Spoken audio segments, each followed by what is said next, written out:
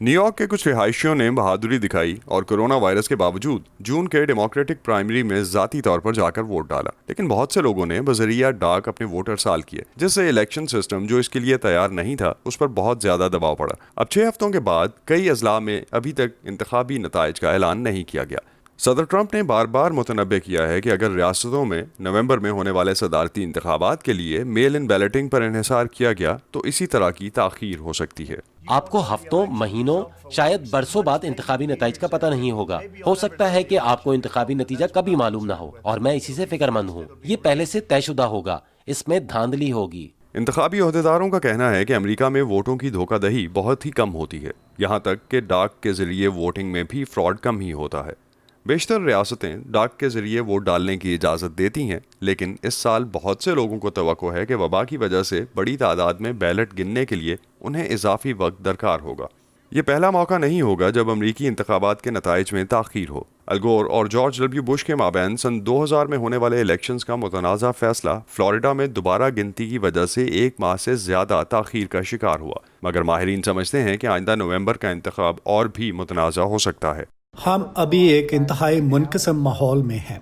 اس وجہ سے کسی موقع پر اگر کوئی امیدوار یہ دعویٰ کرتا ہے کہ پردے کے پیچھے کسی طرح کی دھوکہ دہی ہو رہی ہے، وہ ایک مسئلہ ہے۔ اس وقت سب سے بڑا مسئلہ یہ ہے کہ اس دفعہ صرف فلوریڈا کی طرح ایک ریاست نہیں ہوگی جہاں مسئلہ ہو۔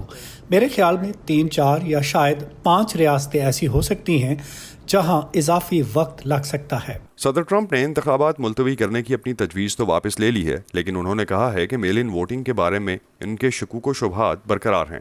اگر ان کے زیادہ تر حامیوں نے ذاتی طور پر ووٹ ڈالے اور وہ انتخابات کی رات کو برتری میں رہیں تو وہ دعویٰ کر سکتے ہیں، جیسا کہ انہوں نے پہلے ہی بتا دیا ہے کہ جو ووٹ بذریعہ ڈاک آ رہے ہیں وہ جعلی ہیں، اور کوشش کریں گے کہ وہ اپنی فتح کا دعویٰ کر دیں۔ بدھ کے روز صدر ٹرمپ کی انتخابی مہم نے امریکی ریاست نیواڈا، جہاں ڈیموکریٹس کی حمایت زیادہ ہے، تمام رجسٹرڈ ووٹرز کو میل ان بیلٹ بھیجنے کے منصوبے پر مقدمہ دائر کیا ہے۔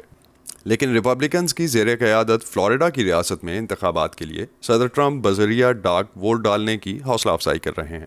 ان کا کہنا ہے کہ اس کے موجودہ اور ماضی کے گورنروں نے ریاست کے انتخابی نظام کو شفاف کر دیا ہے، جس کی وجہ سے وہ محفوظ اور شفاف ہیں۔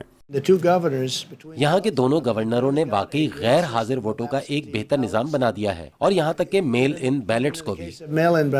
عوامی جائزوں سے پتہ چلتا ہے کہ نومبر میں زیادہ سے زیادہ امریکی بذریعہ ڈاک ووٹ ڈالنا چاہتے ہیں، لیکن اس کے محفوظ ہونے کے بارے میں رائے بہت منقسم ہے۔ ریپبلکنز کے مقابلے میں یہ زیادہ امکان ہے کہ ڈیموکریٹس ووٹرز بذریعہ ڈاک ووٹ دینا چاہیں گے۔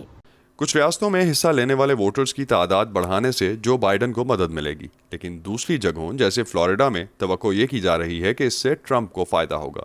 انتخابی تجزیہ کاروں کا کہنا ہے کہ اصل چیلنج یہ یقینی بنانا ہوگا کہ جو بھی جیتے دونوں فریقوں کو اس نتیجے پر اعتبار ہو۔ پیٹسی وڈسکورا کے ساتھ اسد اللہ خالد، وائس آف امریکہ۔